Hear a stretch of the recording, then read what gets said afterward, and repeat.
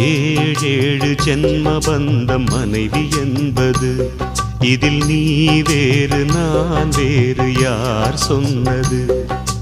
கல்யாணமே ஒரு தெய்வீகமே, சம்சாரமே அதன் சந்தோஷமே, ஒரு வான் நிலவும் பிரிந்து வாழுமா? ஏழேழு ஜென்ம பந்தம் மனைவி என்பது, இதில் நீ வேறு நான் வேறு யார் சொன்னது?